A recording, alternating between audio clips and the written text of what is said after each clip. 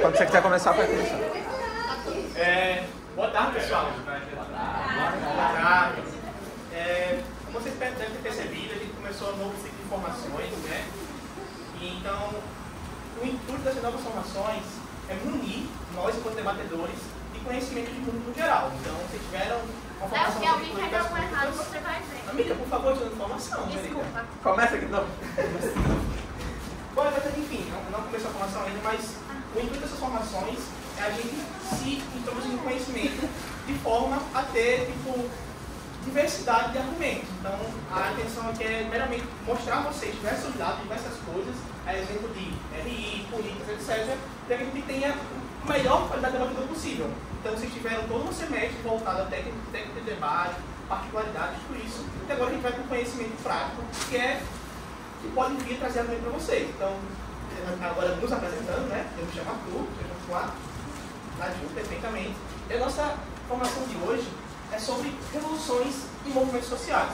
E vamos lá, acreditando já, quando nasceu essa formação, ela vem de um vídeo de 1h50, mais ou menos, feito pelo Instituto Brasileiro de Debates, que fala justamente sobre isso. E nessa formação específica, a querida que traz essas informações, que o nome eu esqueci agora completamente, ela fala muito sobre como o liberalismo, o comunismo e o anarquismo se relacionam com a sociedade. Então fala muito de economia, de sociedade, de política, entre cada um desses eixos. Mas aí o que pensamos? Poxa, ultimamente a gente tem visto muitas noções, por exemplo, de movimentos sociais.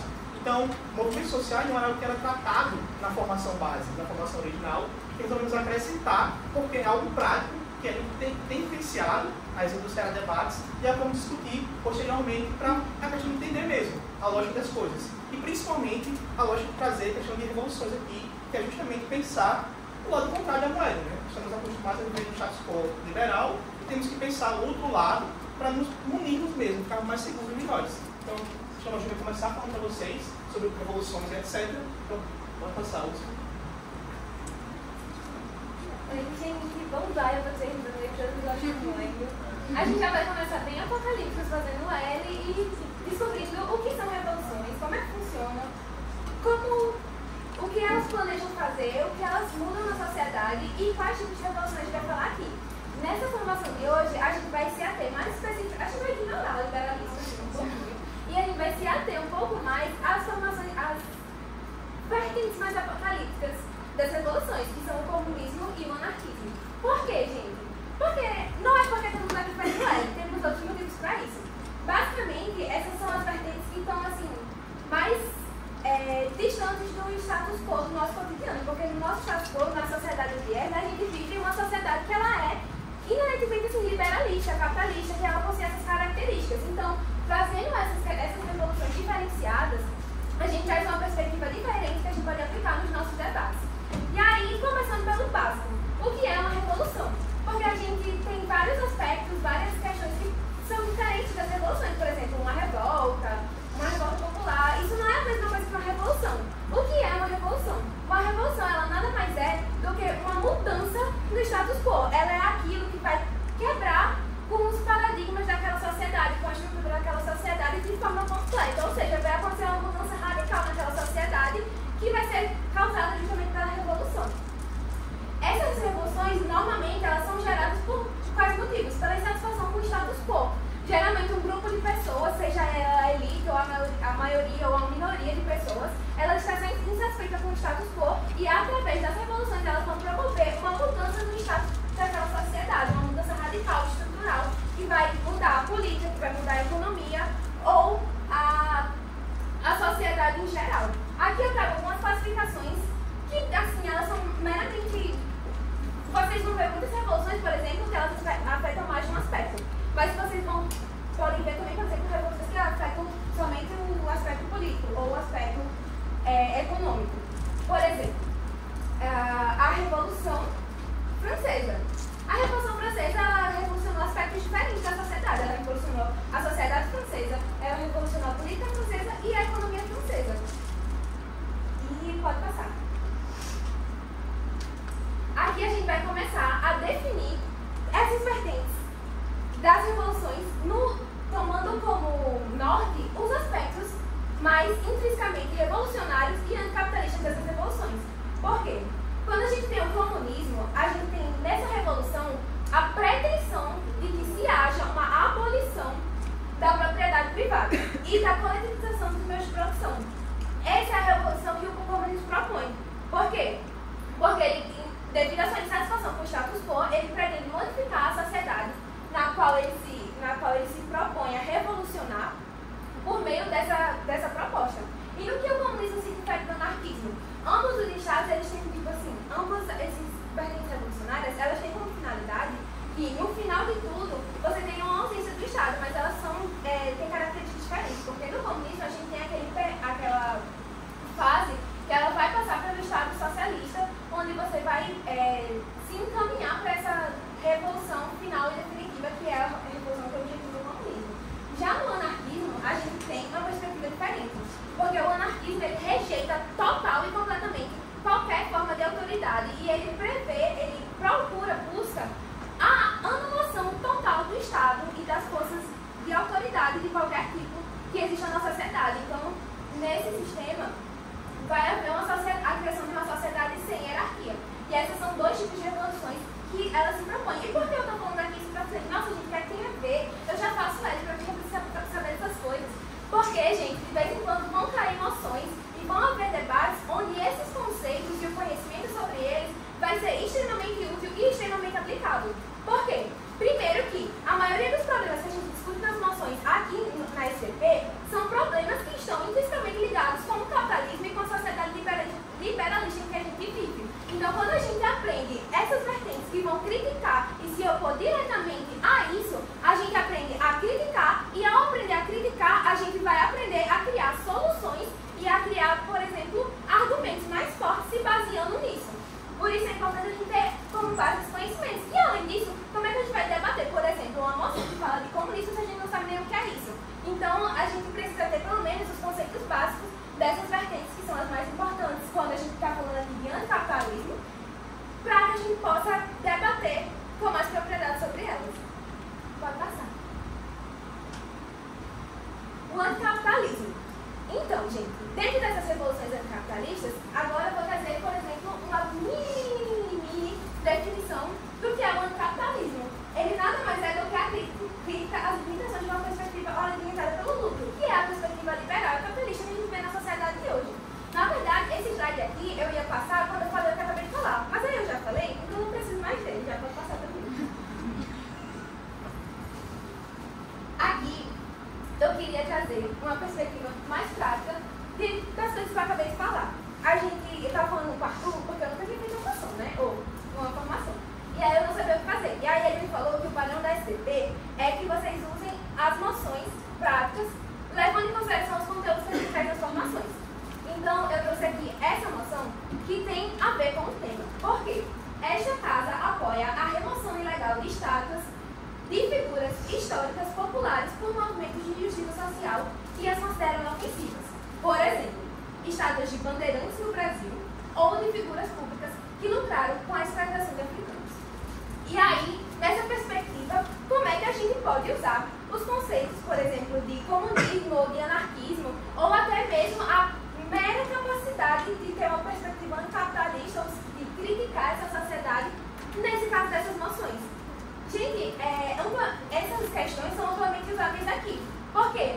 Porque, por exemplo, a gente pode trazer essa perspectiva, uma perspectiva, por exemplo, baseada nos princípios anarquistas de que o Estado, propriamente dito, ele deve ser abolido ou não abolido, ou pelo menos criticado, porque essa autoridade que impõe, por exemplo, a exposição de figuras como essas, é uma autoridade que limita os seres humanos, por exemplo, a aceitarem a opressão e a aceitarem que os seus opressores sejam consagrados como figuras históricas benévolas.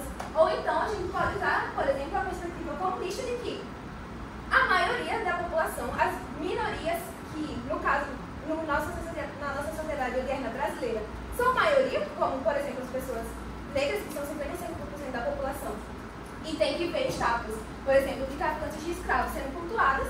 Na perspectiva comunista, onde essas pessoas são maioria, teoricamente, essas pessoas não têm que aceitar, na sociedade capitalista, que as figuras que oprimiram seus antepassados e que até hoje são cultuadas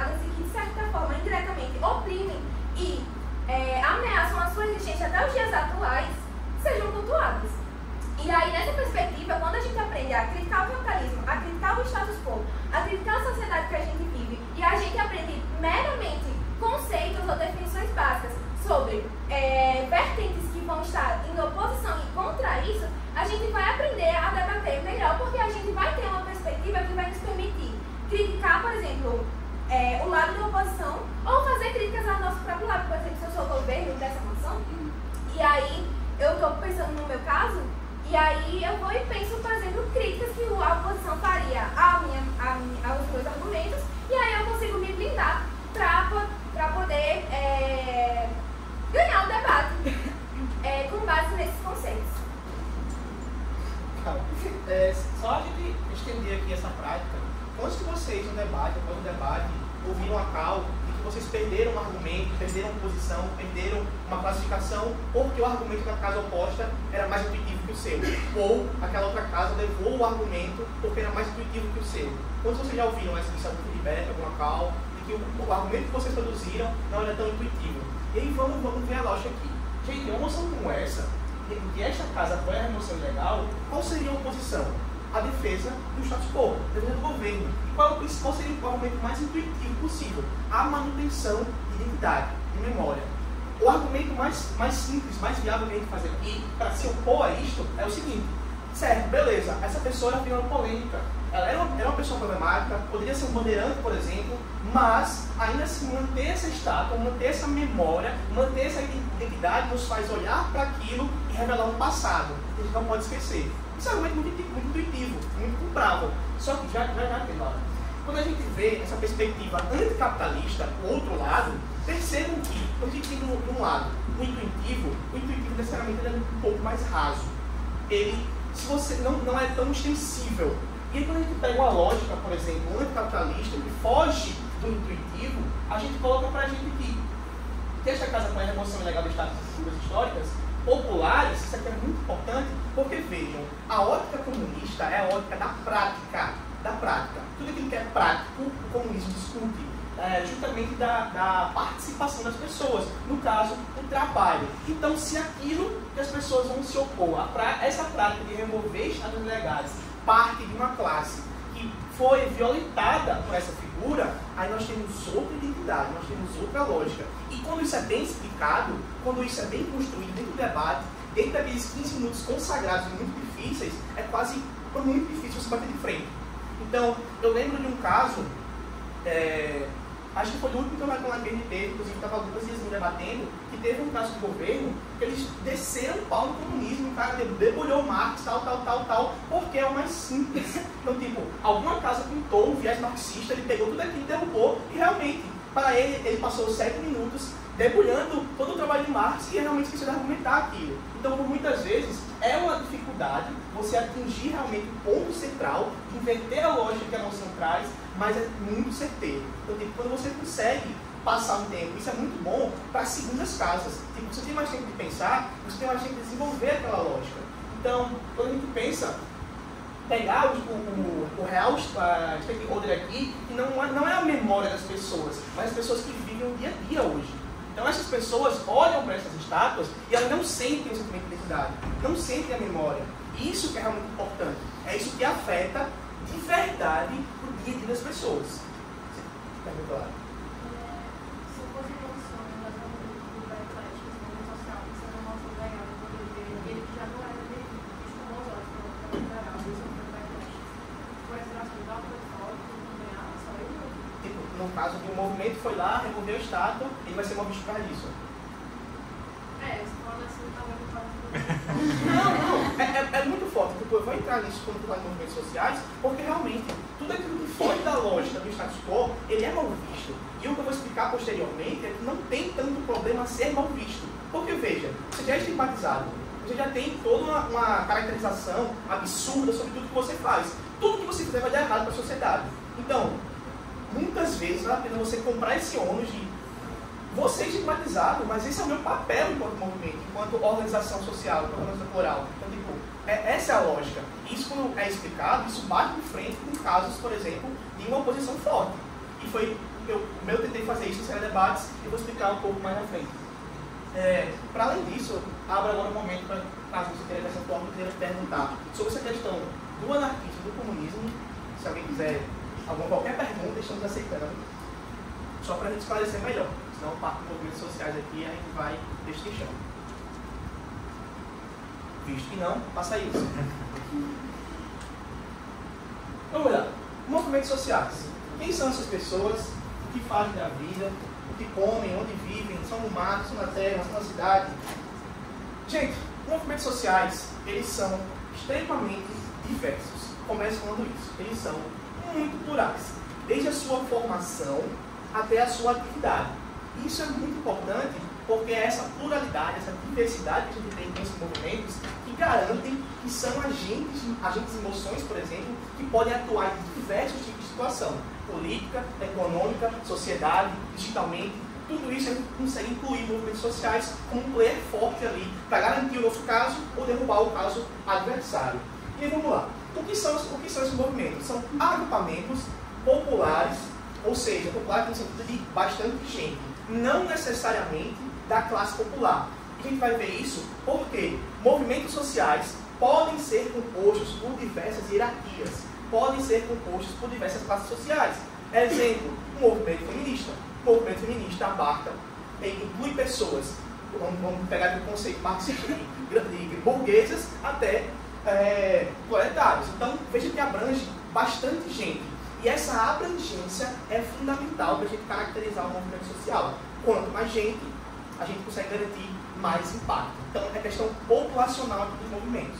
Então, e aí, quando eu estava montando a programação, eu me pergunto, qual é a resposta para... Não surgem os movimentos sociais, como as pessoas se organizam. E aí, comecei a ler sobre isso, e aí veio o seguinte questionamento. Todo mundo já passou por uma situação em que a gente observa uma injustiça e a gente fica indignado. E a primeira coisa que a gente faz é colocar no Twitter, lá no WhatsApp, gente, viu o que aconteceu? Tipo, um absurdo isso, papapá, o jornal comenta, a gente comenta, e as pessoas vão se engajando com a indignação. Então, o movimento social nasce disso, que alguns autores vão chamar de moral compartilhada. Um senso que a gente tem de viver em sociedade, de reconhecer que algo está errado, e aí pensar, olha, a gente tem que fazer alguma coisa. E aí, espontaneamente, as pessoas se unem, pelo ódio ou não, pelo bem ou não. E aí já caracterizo. Movimentos sociais não necessariamente trazem somente o bem. Eles podem ser maléficos em alguns sentidos. Isso a gente pode explorar um pouquinho mais para frente. Mas aí, qual é o objetivo? O que eles fazem? Movimentos sociais, eles visam algo muito simples. Mudar a realidade. É simples, mas não é fácil. É difícil. Por quê? Se eles observam a injustiça, eles querem mudar aquilo, eles têm uma série de coisas para poder chegar naquela mudança. É uma transformação. A Ana Ju falou sobre isso, desse caráter revolucionário, de transformar a realidade, de mudar o status quo. Isso é importante porque cada movimento social tem uma demanda, tem um objetivo. Tem pessoas ali que vivem, participam e querem algo com aquela organização. Então, eles têm que buscar transformar a realidade. Isso acontece de diversas formas. Eu vou mostrar para vocês aqui que a gente vai ter movimentos agressivos, movimentos não agressivos, passivos, defensivos, movimento social conservador. Sim, movimentos sociais conservadores. E aí já proponho para vocês, a título de informação, conservadorismo não é necessariamente uma coisa ruim. Conservadorismo é você não mudar. Então, para aquilo, para você, aquilo pode ser bom. Por exemplo, a gente pode estar num momento de, entrou uma nova política econômica. Muitas pessoas acham que aquela política econômica é boa.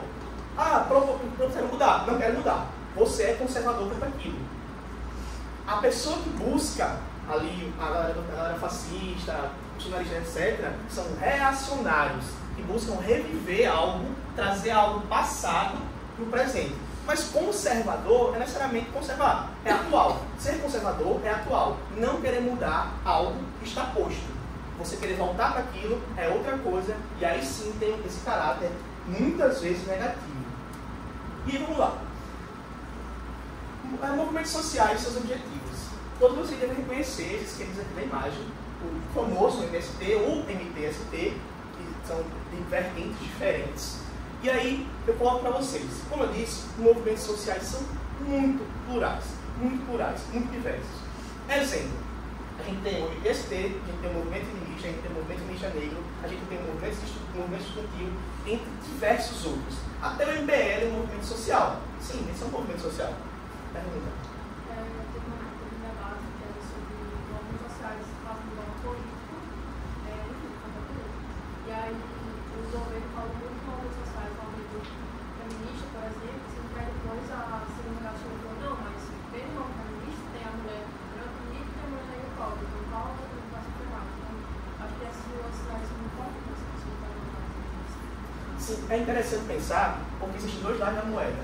Moções vão debater ou sobre o movimento, então tipo, o que é melhor para o movimento, às vezes até a moção de agente, inclusive, ou a gente insere um movimento social dentro da moção. Então, tipo, eu posso encaixar um movimento social, a exemplo do movimento feminista, numa moção que fala sobre saúde da mulher. Então, tipo, eu encaixo um player, um agente ali de mudança, que garante o meu impacto. Então, se eu vou argumentar que se eu fizer tal coisa, se eu fizer distribuição de material de saúde em postos de saúde, eu vou afetar um certo grupo. Beleza, como eu faço isso? Com o apoio do movimento social através das feministas. Então, tipo, ele pode ser um player ou pode ser o agente da moção. E quando ele é o agente da moção, aí a gente tem essas divergências. Eu vou falar mais na frente sobre dois quests principais que a gente tem, sobre identidade do movimento, se a gente mantém, a gente conserva o que ele defende, ou a gente vai atrás de buscar mais gente. Isso são quests que acontecem dentro de moções e movimentos sociais. Para além disso, mostro para vocês aqui mais uma vez sobre essas diferenças culturais, econômicas, políticas e essa moral por parte que eu falei para vocês. Então, o movimento social é um sentimento de justiça, entre aspas, de várias pessoas que espontaneamente se aglomeram e decidem lutar por uma transformação. Para além disso, como eles atuam? Sim, beleza, é um movimento social, mas como é que eles mudam a realidade? Vou pegar o exemplo do movimento Brasil Livre, MBL. Por quê? Porque o MBL é um movimento muito relevante na questão política do Brasil atual hoje. Brasil de hoje. Por quê? Porque esse movimento social, ele não vai pegar em armas para lutar contra o Estado ou matar a galera, o que é que ele faz? Ele articula. Se a gente tem pessoas, a gente tem eleitores. A gente tem políticos. Se a gente junta, faz uma ponte entre as pessoas que votam e os políticos através do movimento social, uma ponte entre essa galera, a gente consegue fazer a articulação política. Então, se as pessoas têm uma demanda e eles se encaixam em um movimento para conseguir chegar mais fácil aos políticos, a gente tem uma força maior de mudança, uma agência de mudança ali muito mais presente, muito mais palpável. É fazer essa articulação e trazer aquilo que é relevante no caso da política, do Estado, mais perto da população. Isso é um tipo de exemplo de como os movimentos sociais agem. Para além disso, vou pegar o exemplo do MTST, o outro lado da moeda, basicamente é o oposto, não de invadir, como dizem muitos, mas de mostrar para as pessoas que algo está errado na aplicação da Constituição. Como assim? Se apropriar de terras que estão sem produtividade para, primeiro, fazer uma denúncia e, segundo, mudar a realidade. Qual a realidade é essa? Pessoas que não têm terra para o seu plantio, não têm forma de subsistência e passam fome, no caso de trabalhadores. Então, são diversidade de objetivos e formas de atuação não muito objetivas, mas também muito diversas. Então, é sempre um cuidado a gente pensar sobre movimentos sociais, justamente porque eles são muito flexíveis, eles são muito articuláveis dentro de um debate, por exemplo. E aí eles podem atuar de algumas outras formas. Como eu disse, eles podem ser mais passivos, ou seja, trabalhar com articulação ali por trás das cortinas. Eles podem ser mais agressivos, indo à mídia, fazendo greves, boicotando empresas. Tudo isso são formas de atuação dos movimentos sociais. Todas elas são válidas. Greves, tudo isso está dentro dessa galera, desses grupos de agrupamentos, né? E também falar sobre alianças políticas, como eu falei agora do MBL. E para além disso, reitero aqui sobre a questão da homogeneidade. Não existe movimento social homogêneo. É impossível haver homogêneo. Por quê? Muita gente, muitos indivíduos, muitas demandas. Então recai naquela questão do que a Lara comentou. Certo, eu tenho um movimento feminista. E dentro dele, eu tenho outras diversas demandas. O movimento feminista negro são pessoas importantes, são empresas importantes. Eu tenho um movimento feminista que defende principalmente a população trans, que é um pouco mais específico, mas aí está tudo englobado ali, mas são demandas específicas que atuam de formas diferentes. mas não deixam de ser o mesmo movimento. Afinal, são as mesmas pessoas que estão lutando por aquilo. Mas o que eu quero mostrar é que não existe essa homogeneidade. Então, a gente consegue abranger diversas camadas da sociedade para buscar a mudança. E buscar a mudança é extremamente difícil nesse sentido. Por quê? Por causa do Estado. Bom, se grande parte das coisas que a gente quer mudar são por políticas de Estado, ou seja, a forma como a educação é conduzida, a forma como a economia é conduzida, uma crise, por exemplo, uma forma de tratar as pessoas do dia a dia, tudo isso são problemas que vêm do Estado. Então, qual é o adversário principal dos movimentos sociais? A instituição. A instituição que quer manter toda aquela estrutura, porque é assim que ela funciona, é assim que o sistema funciona. Então, para reverter essa lógica, para ter um caráter revolucionário e transformar aquela realidade, vejam como é difícil, vejam como uma mudança ela é devagar. Então, sim, os movimentos sociais são coisas importantes? São, mas o impacto deles pode não ser do maior. É muito situacional ali, depende muito do que a emoção pede de você. Pode passar, Lu. Bom, vamos lá. Eu adiantei um pouco dos conteúdos, mas eu queria falar sobre a alteração do poder político. Como eu estava falando, mudar a realidade é um processo extremamente complicado. E a gente chama assim, perguntar uma coisa? Falou do MST e do PSD. Sim. Qual é a diferença? Bem clara. Bom, tipo, o MST, necessariamente, ele nasce de pessoas de origem rural. Então, são pessoas que tiveram suas terras ou expropriadas, ou por grileiros, ou qualquer situação que vem do campo.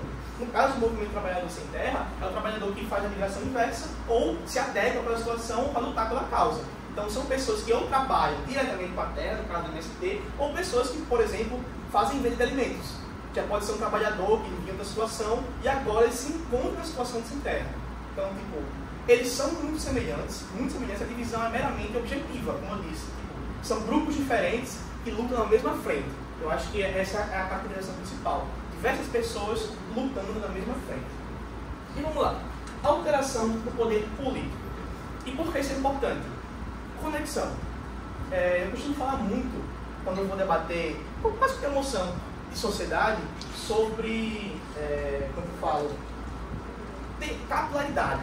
Capilaridade é uma palavra que eu adoro usar, porque ela representa algo muito forte, que é a influência de alguma instituição, a influência de algum grupo sobre a sociedade geral. Por exemplo, a religião, igrejas. Igrejas que apresentam algo para a sociedade são instituições que têm a capilaridade muito forte. Por quê? O Brasil é um país extremamente religioso. E aí eu posso colocar aqui como majoritariamente cristão. Então, se a igreja, a instituição igreja, fala algo, as pessoas vão ouvir aquilo e elas vão ser muito atingidas pela aquela informação, pela capilaridade que aquela instituição tem. E é isso que os movimentos sociais tentam buscar a todo momento. Conquistar mais gente para a gente ter essa lógica de penetrar na sociedade para que a nossa demanda, enquanto grupo, enquanto galera unida, primeiro, seja aceita pela sociedade e segundo, ela consiga atingir realmente o que deve ser mudado, que é exatamente o poder político, que é justamente a instituição adversária, entre aspas. Então, eleger pessoas do movimento social é uma forma ativa de executar essa mudança e tentar buscar essa transformação da realidade. Então, colocar essas pessoas em nível de político para que haja um representante daqueles objetivos no poder. Isso é essencial, porque provoca uma transformação ativa, prática, possivelmente. Pode passar, Lúcio. E aí, vamos lá. Isso aqui é muito, muito importante, porque casa direitinho, como o Penagil falou. Liberdade. A liberdade, ela é um conceito que é debatido em diversas noções, por princípio teológico, por exemplo, prático, por diversas formas. A liberdade, geralmente, tende a ser um clash central em alguns debates. Por quê? Porque a liberdade, no universo do status quo, ela é muito intuitiva, ela é muito comprável. Vejam, não sei se vocês conseguem enxergar, mas aqui tem vários hexágonos. E o que isso significa? Cada caixinha dessa é uma pessoa. O meu limite termina onde o outro começa. Todos vocês já ouviram isso. O meu limite termina onde o outro começa. E por que isso é tão pregado? Por que isso é tão promulgado pela sociedade? Pela lógica de discutir autonomia. Por quê? Para o universo capitalista, essa delimitação aqui, de que cada um tem o seu espaço pessoal bem delimitado, ou seja, o meu terreno quando ela acaba, é bem delimitado. É bem escrito. Isso vai dizer que, por mais que haja uma discrepância de pessoas ricas e pobres, elas ainda podem competir dentro do mercado. Dentro da lógica do mercado, de compra e venda. Elas podem competir equitariamente, como é técnico, nesse sentido, porque elas têm a mesma liberdade, elas têm a mesma capacidade de agir. É claro que isso é o que dizem. Eu não vou afirmar nem negar que isso é a realidade, não é. Mas, enfim, é o discurso que a gente utiliza de que a nossa liberdade está restrita a nós podemos fazer o que quiser na nossa vida, mesmo que às vezes interfira no outro. Pode não parecer, mas interfere. Ações individuais têm impacto significativo na vida do outro, que muitas vezes não aparece explicitamente. E aí, contrapondo essa lógica, a gente vai ter isso aqui, e talvez é bem confuso, mas o que isso representa? Unidade. Quando a gente pega sociedades que pensam de forma anticapitalista, essa lógica aqui não é invertida, ela é completamente apagada, ela não existe, ela é errada, é errônea. Por quê? Porque não existe liberdade para o indivíduo, não existe liberdade nenhuma para o indivíduo, enquanto a instituição o oprime, ou suprime. Ou seja, se não tem uma pessoa com qualidade de vida, com boa qualidade de vida, que não consegue viver, não consegue ter lazer, uma pessoa viver normal, gente, viver com uma boa qualidade. Você sabe que a pessoa com 30 mil viveria bem. Pois é essa a lógica. Se não tem a maioria das pessoas assim, organizadas, perfeitinho, bonitinho, não existe liberdade para essas sociedades. A liberdade só é atingida quando a gente consegue gerar unidade, ou seja, quando todas as pessoas são afetadas positivamente. De que forma? Tendo qualidade de vida. Se vocês forem ver, historicamente, uma das principais nações que começa a tratar as pessoas com políticas de bem-estar social é a União Soviética, justamente por esse pensamento de juntar as pessoas por um bem comum para que todas possam viver igualmente bem. Então, eles se enxergam como prisioneiros do sistema, buscando atingir essa liberdade. Vejam que cada pessoa influi na outra, cada roda passa a encostar na outra, e isso tem impacto positivo. Por quê? Se a gente for pegar aqui a individualidade de cada um, eles não tem como se ajudar, porque veja, cada cuidadinha é completa. Tipo, literalmente, a sua mudança só depende de você. E aí veja como eu reduzo a capacidade das pessoas somente elas. E somente você pode mudar a sua vida, a sua realidade. Se todo mundo é igual, isso se faz verdade. Se você for, dependendo da forma que você enxerga, se isso aqui for verdade, não tem por que mudar. Porque o mundo já está posto, já está bem dessa forma. Mas quando a gente enxerga que aquilo que nós fazemos, aquilo que somos, aquilo que falamos, tem um impacto na vida do outro, a gente consegue enxergar o nosso defeito, o nosso problema, o problema que ela também passa, o problema que vocês passam, e a gente consegue entender que temos um problema. E é essa percepção desse problema que vai dar lá onde eu comecei a falar de vocês. Essa moral compartilhada, o sentimento de que algo está errado, precisamos mudar. Então, liberdade, por mais que possa ser um clash significativo entre o debate, exemplo, discutir sobre modelos de governo, uma democracia liberal versus um país que não tem democracia. Aí chega o governo para defender a democracia liberal. Não, porque a gente tem que garantir que essas pessoas tenham um mínimo de liberdade, porque, por mais que elas estejam sofrendo, elas vão ter a autonomia de mudar a sua realidade. E aí chega a oposição, geniosamente fala, a liberdade nem sequer importa aqui. As pessoas não têm como viver. Então, elas não precisam de uma democracia liberal para poder viver bem. É muito melhor para a vida delas, enquanto sociedade, vê dessa forma, por mais que ela seja sob um governo autoritário. Então, o governo autoritário vai subentender que as pessoas estão aceitando aquela realidade, de alguma forma. É um pressuposto. Então, esse é um clash significativo. Então, no qual, se você explicar que a liberdade não é o principal ganho aqui das casas, você leva o debate. Porque o argumento do governo cai por terra. Porque se ela argumenta tudo em cima de liberdade, de que é algo muito significativo, que é o mais importante, que é o melhor para aquela pessoa, aí chega a oposição e fala, não, olha, a liberdade é que pouco importa, que vale a comunidade e o bem-estar da maior quantidade de pessoas. Nem que isso significa ser sobre um governo democrático. Faz sentido para vocês? Certeza? SDL, que é Hã? SDL. Status quo. Então, a defesa liberal é agrupamentos que fogem status quo. Agrupamentos podem se incluir como movimentos sociais. Porque eles querem dar origem a isso aqui que não existe. Porque o mundo que nós temos, a exemplo, no Ocidente, é todo assim. Todo assim. E aí percebam, para você fazer um hexágono virar um círculo, é ralado. Pelo menos eu acho. Vamos passar. E vamos lá. O mundo de debates, ou a famosa debatolândia.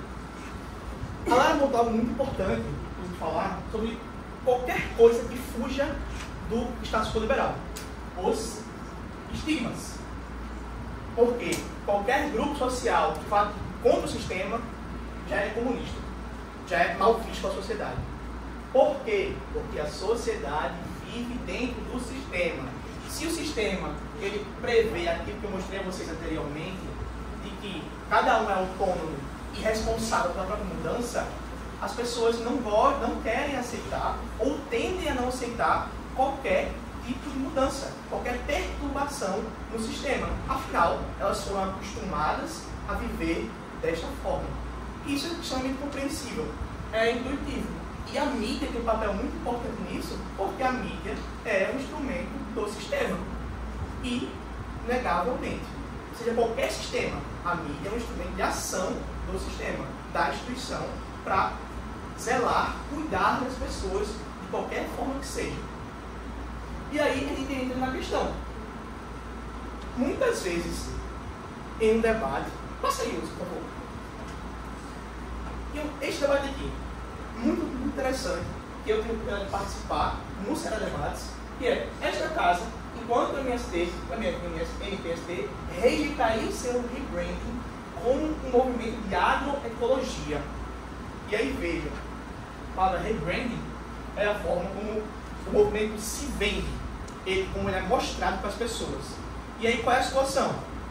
O MST deixaria de ser promovido como um movimento de reapropriação de terras improdutivas para ser um movimento de agroecologia. E aí a gente cai numa discussão muito interessante, que é a identidade do movimento versus a capacidade dele de atuação. Como assim? Qual foi o caso que eu rodei? Não lembro se eu ganhei, perdi, enfim. Eu estava como oposição. Então, eu ia apoiar esse rebranding. E qual foi a lógica que eu utilizei para me localizar no debate? Gente, movimentos sociais só funcionam com uma base forte.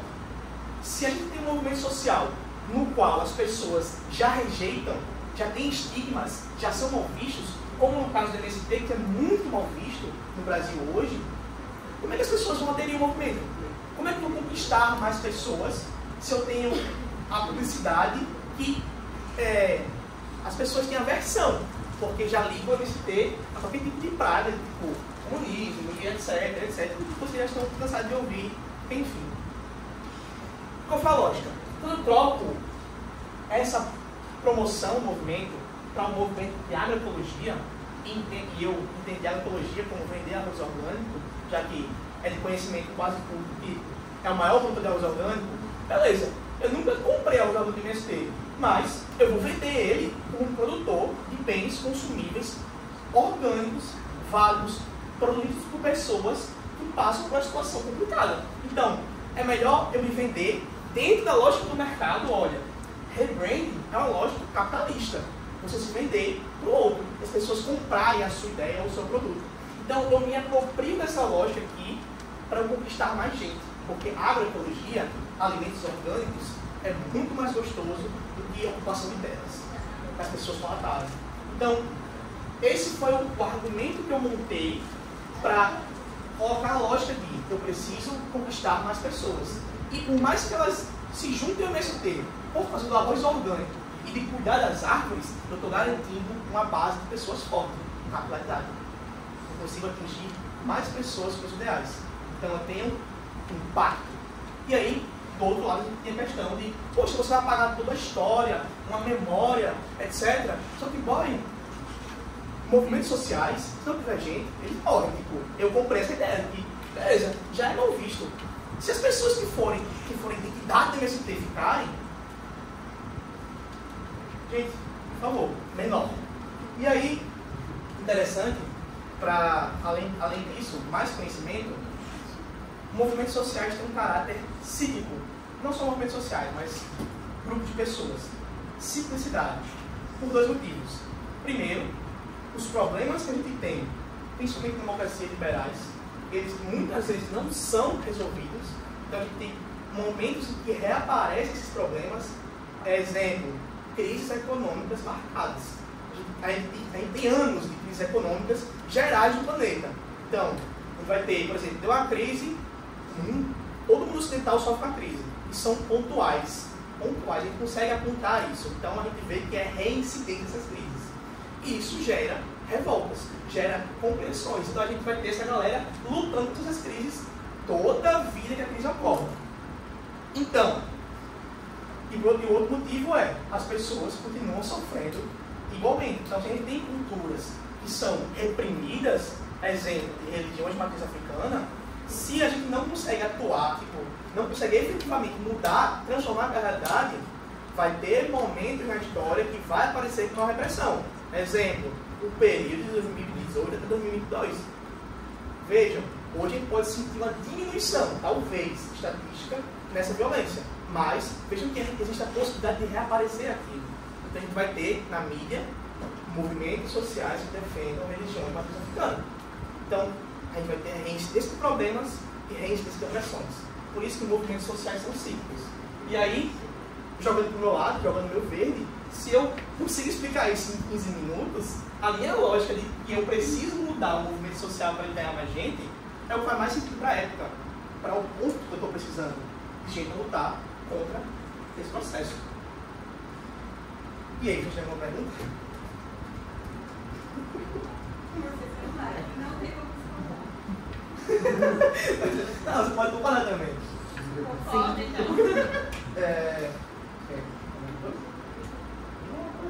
Arthur, não é exatamente sobre esse slide, sobre o anterior, que eu estava procurando aqui o papel, mas quando você comentou sobre essa linha de raciocínio entre o individual e, consequentemente, as mudanças que podem ser provocadas de forma individual e o coletivo, ou seja, aquilo que a gente só muda se a gente mudar toda uma estrutura e tudo mais. Quando eu estava falando disso, eu lembrei daquela noção que a gente debateu, e eu quero só confirmar se dá para usar esse raciocínio, que é, esta casa acredita que os movimentos sociais deveriam enfatizar a capacidade do indivíduo de alterar a própria realidade diante da opressão, em detrimento de enfatizar estruturas que restringem e determinam a vida de um indivíduo. Eu lembro disso. Inclusive, eu argumentei a favor da autonomia do indivíduo.